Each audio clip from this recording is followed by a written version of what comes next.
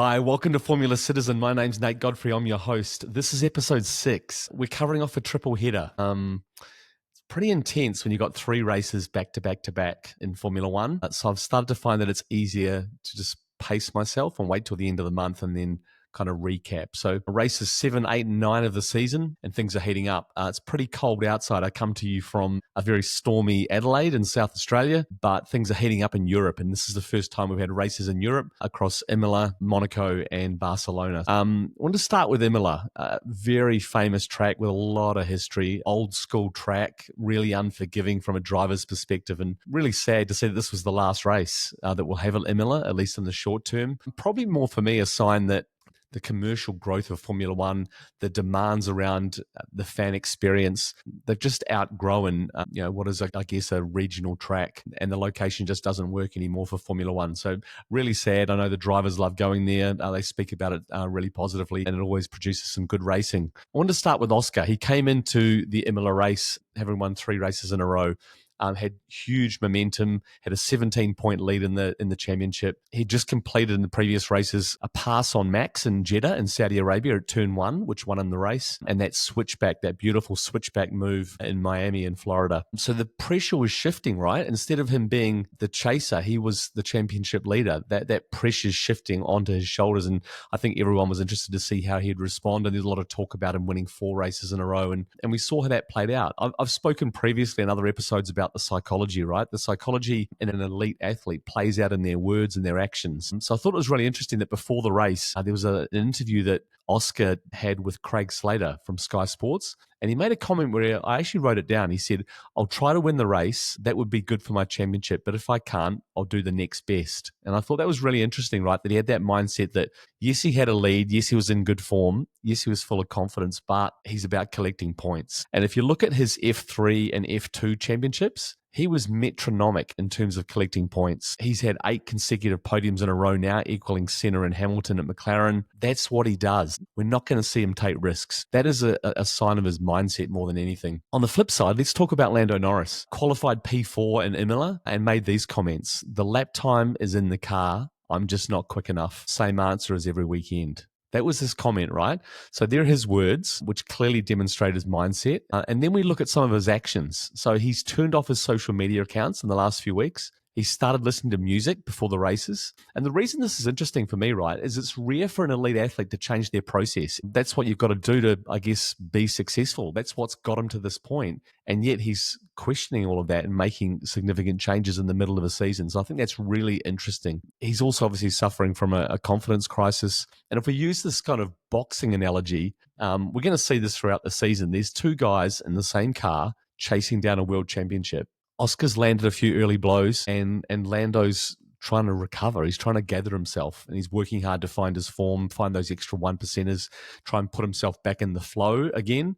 And for me, flow is disrupted by emotion. He's a very emotional guy if you compare him with Oscar Piastri. And we'll talk more about how Lando responded throughout this triple header, but they were just some initial insights for me leading into the triple header. McLaren as a team, significant championship lead in the constructors' standings already. If they continue to dominate like this, both drivers are effectively fighting, over 7 points every weekend, right? One of them's going to get 25 points for winning, the other one's going to get 18 points for second. So there's this kind of idea that if Oscar's got a 17-point lead in the championship, it's effectively 2 wins, right? 2 race wins. But we do have to make some allowances for Max Verstappen, who's clearly outdriving that car at the moment, and embedding himself within a lot of the results. The longer Oscar holds on to this championship lead for me, and that win ratio, which I think is really important between the 2 drivers, the higher the likelihood that the team, as we get towards the back end of the season, are going to have to start favouring him when it comes to upgrades, team orders, etc. But as I said, Max is still a threat. He's a 4 times world champion, which is a nice segue into the Imola race. Oscar was on pole. Max was second. I'm going to mention that George Russell was in third because I think that was really important in terms of the outcome in the first corner. But we saw this incredible first corner overtake from Max. And after he performed that overtake, he was flawless and controlled the race. The pace was in the Red Bull. And we've seen that in other races and other tracks that are similar to Imola, fast-flowing, high-speed corners. And he realized the importance of getting to the lead on lap 1 in terms of having clean air, right? And that set his race up perfectly. On the flip side, Oscar was in dirty air, had to have an early pit stop. It compromised his race. He had to charge back through the pack, and he did a good job of that in terms of damage limitation. Lando and Oscar briefly went wheel to wheel. So they didn't leave each other a lot of room, but they did respect papaya rules for now. Really interesting point just to note here. Oscar had 2 pit stops during the race. One was 3.6 seconds. The other was 3.3 seconds. I'm not a conspiracy theorist, but that did certainly assist Lando in terms of finishing P2. Some other highlights: Yuki's crash in qualifying, a high-speed accident, lucky to walk away from that one. And again, Liam Lawson had 2 races in that car and was replaced by a guy that is doing no better. Alex Albon, one of the drivers of the season, finished P5 in the race. Williams are fighting with a Ferrari in the last few laps of a race. Super exciting for Williams. He probably got a bit too aggressive with Charles Leclerc, but yeah, clearly outperforming his teammate at the moment. Although in saying that, Sainz has bounced back. In Imola, he finished P6. Great points haul for the team. And Ferrari have got a problem. I don't know where to go here. Their qualifying pace has just deserted them. There's got to be some pressure on Fred Vasseur as team boss. Last year, they were 1 race away from winning the Constructors' Championship. And this year they're struggling, right? But in saying that, they are still in the fight for P2 in the championship. So as long as Red Bull only have 1 driver scoring points, and as long as Mercedes keep having issues, I think that Ferrari will continue to push. Let's talk about that Turn 1 pass, because at the end of the day, that pass on the first corner of the race ultimately defined the race outcome. So in my view, Piastri stayed to the inside because George Russell had got such a good start in P3. I think he was covering off Russell on the inside. He clearly was conservative in terms of his braking zones. I think he made that comment after the race that he braked a little bit early. But at the end of the day, we can't take anything away from Max Verstappen. He just demonstrated his incredible racing instinct. For me, it's not just overtake of the year. It's one of the greatest overtakes in history. But let's put a caveat around that comment. It was only great because the other driver gave him respect. He gave him space, and otherwise that's ending in a pretty high-speed accident. I want to talk as well about psychology here. We've talked about Lando and Oscar's psychology going into this race, but Max's psychology going into the race is that he's more than 1 race win away from the McLarens. He's behind in the championship. We're 6 races into the season, and he needs a result. And he understands that he might need to take a risk. He takes that risk because he needs to gain clean air and set himself up with a really strong first stint in the race. And he took that risk. But hats off to Oscar for giving him the space. And Oscar had also had the better of him in the last 3 races in terms of some overtakes. And I think there was a kind of a statement from Max that, you know what, I'm still here. I've still got it. And if the gap's there, I'm going to take it. So that was a really interesting moment in the race.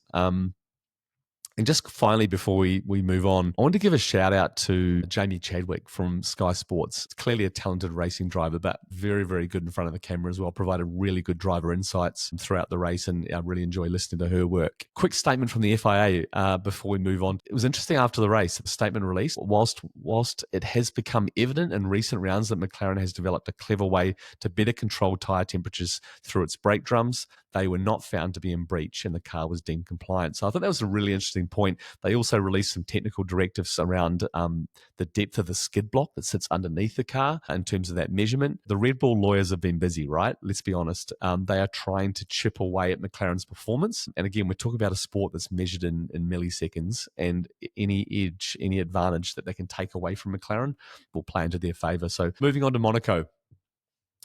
Such a glamorous race. The build-up is probably more exciting than the race. I've been to this race many years ago. In fact, I went to the Monaco Grand Prix the year that Michael Schumacher controversially parked his car up in qualifying and blocked the track and received a penalty. So had some great memories of my time in Monaco. I could spend 1 minute on this race and just pass over it and accept that it's an outlier. Rather than talk about the race, I want to talk about the issues that the race presents and how they could potentially work through that. For those of you who don't follow Formula One or unaware of this detail, in Monaco, it's challenging to overtake other cars. So last year they had an issue where there's a safety car in the first lap. Everyone dived into the pits, put on new tyres, and then there were no pit stops for the rest of the race. So effectively, the positions in the race didn't change. It was really boring. So this year they put in a mandated 2 pit stop rule at any time they wanted. Now, normally teams are taking pit stops for strategic reasons, right? They're doing it as a safety car because they can get in and get a cheap pit stop why cars are traveling around the track slower. Maybe there's some weather issues, any other opportunities that they can get to take an advantage or leapfrog another car. So pit stops are very strategic. And this just created an extra element, which is really interesting. For me, there was kind of 4 options. One, you can accept that this race is an outlier and qualifying will likely determine the winner, and it's status quo, right? You just do nothing. You just accept it. Monaco is Monaco. The second option is you take the race off the calendar and you turn your back on 70 years of history and you just cancel it. I don't think anybody agrees with that outcome. Option 3, you continue to explore regulation changes and rule changes, accepting that teams will always try and engineer a favorable outcome. They're always going to try and find an opportunity to take advantage of those rules. Or you avoid that, right? You accept that manipulation of the regulations is not in the spirit of car racing, and instead you explore other ways to improve the track, to create some overtaking opportunities. And in my view, the issue here is the track. So I want to speak about Alex Wirtz, who's the Austrian ex-Formula One driver. He's chairman of the Grand Prix Drivers Association, and he's also director of one of the leading track design companies in the world. The most critical options, I guess, is extending the chicane as you travel out of the tunnel over the water. So actually building a man-made structure over the water and deepening that braking zone to create opportunities for cars coming out of the tunnel at high speed to perform an overtake under brakes. The second thing he's talked about is widening the exit of the really sharp hairpin to try and create some opportunities for cars to dive bomb down the inside. The drivers don't believe that would make any difference. And the real issue here from their perspective is that at the moment, drivers are effectively traveling at 3 to 5 seconds a lap slower than their maximum pace in qualifying, right? So they're effectively placing their car to block other cars from passing. And the pace differential between the cars is too close for anyone to perform a safe overtake. Carlos Sainz, who's one of the directors of the Grand Prix Drivers Association, has made the comment that he doesn't believe these changes would improve the outcome of the race. My personal view is that I think there's some opportunity around the virtual safety car technology that they currently use, where there's a delta that the drivers need to drive to. I think there's something in that whatever your qualifying time is, that on race day, you need to be within a certain delta of that time on every lap, or you get penalties. And at the end of the day, that's going to force everybody to travel at speed. And again, as we talked about, when you're traveling at speed, you don't have the same opportunity to slow down and block cars in certain parts of the track. It's already technology that's in place within Formula One. Let's talk about qualifying. Lando was superb. He punched back, right? We use this boxing analogy again. He punched back. Fastest lap ever around Monte Carlo. He put it all together. He looked hooked up all weekend. He almost cooked the race on turn 1. He locked up his brakes, had a moment, but after that, it was never in doubt. Oscar, on the other hand, was out of sorts all weekend. I personally think he prefers the car a little bit loose at the back, and this was not a track where you want the car to be loose anywhere. He did make a comment after the race, which I thought was interesting, very pragmatic, where he just said, you're not going to win every battle on the track. We'll bounce back next time. So again, understood that it was just one race and had the opportunity 7 days later to bounce back, and he did that. I wanted to spend a couple of minutes just talking about an interview that Andrew Benson had with Oscar Piastri. Again, we're starting to build this narrative and the storyline. This kid could be the 2025 Formula One world champion. How much do we really know about Oscar Piastri? As an Australian, I'm certainly familiar with his background, his success, and certainly really enjoying this season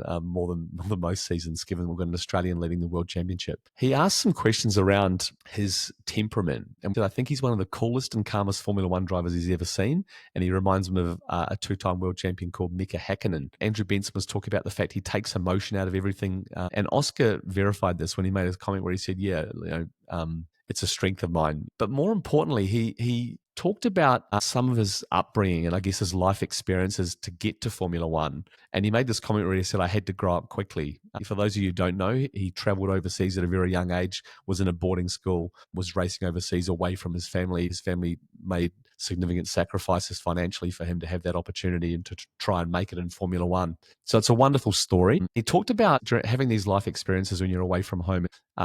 He talked about having to come across problems or scenarios that have taught him how to get on top of things quickly. And I guess that we're talking here about resilience.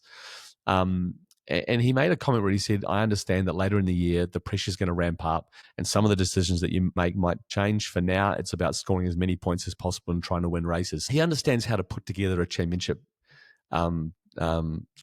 campaign, right? And he understands that it's very, very early in that campaign, very early in the season. And I think that comment for me, it helped make sense of the turn one moment in Imola where he decided to give Max that space. It was like, you know what? I'll live for another day. I don't need to fight this battle right now. And the same in Monaco as well. He bounced back and understood that, yes, he had an off weekend. He wasn't quite on the pace, but finish third, another podium, collect the points, move on to the next race. So yeah, really interesting insight from me from that interview. Couple of big takeouts. One, I realized that Lando and Oscar have had very different upbringings. And the second one for me is that I actually genuinely believe Oscar is more worried about Max than he is about Lando. A question was asked of him, are you worried that Max could sneak up and win his 5th championship this year? And he said yes, straight away. He said, yes, I'm worried about it. So yeah, really interesting insights for me. Some other highlights from the race really quickly in terms of Monaco. George Russell made some comments where he said, when it's hot, we're nowhere. When it's cold, we're in the running. Again, Mercedes are turning up to races and just not understanding their car. We just have never got on top of this version of the car. Kimi Antonelli retired from the race with some mechanical issues. I think he had a throttle issue. He crashed in qualifying. So again, we're starting to see some inconsistencies from the rookie, which is what we expected. He'll bounce back. Nice segue into Isaac Hadjar, who is fast becoming the best rookie of the 2025 season. He is a standout. He is a step above. He's incredibly consistent. He's now scored more points than Lawson and Tsunoda combined, and he's suddenly being talked about as the right driver to have a shot at the second Red Bull seat. Got Fernando Alonso's Mercedes engine popped. I'm really concerned that that could impact the season. If one of those McLaren cars, which has a Mercedes engine in the back of it, has a DNF, it could significantly impact the championship fight. So let's keep an eye on that one. And just finally, after Lewis Hamilton crossed the finish line, he asked his race engineer, are you upset with me or something? To which he appeared to receive no answer from his race engineer. Now, the Ferrari position is that he was traveling through the tunnel and that you can't transmit radio commentary to the driver during that period of time. I think there's more to it there for me. Again, easier to gloss over this stuff, but clearly that is a relationship that is struggling, and I believe that he'll be replaced in 2026. Watch this space. Off the track, leading into the Monaco race, there was this viewing of the Formula One movie, which is about to come out later this month. Possibly the most expensive popcorn on the planet, but the feedback from all the drivers was overwhelmingly positive. So I cannot wait to go to the movie theater and watch that later this month. The other really big, significant commercial news that came out of Monaco was this deal with PepsiCo, between Formula One and PepsiCo until 2030. It includes a number of brands. It includes Gatorade, it includes Doritos, and it includes Sting energy drink. And I'll just quote from the statement here. As part of the new agreement, PepsiCo will be prioritizing the creation of meaningful fan engagement opportunities beyond just the race venues, including exciting on-pack promotions and digital experiences and unique content that will bring Formula One to an even wider audience. So I cannot wait to see from a marketing perspective what they do. And as a fan, it's super exciting that we might be seeing some really unique promotional opportunities and content rolled out moving forward. All right, let's move on to Barcelona. This was for me, the first race of the triple header that was truly exciting beyond the first corner, right? Monaco's always exciting. First corner had a little bit of drama with the lockup. And then we kind of sit back and watch the race. Same in Imola. First corner, super exciting. After that, reasonably predictable.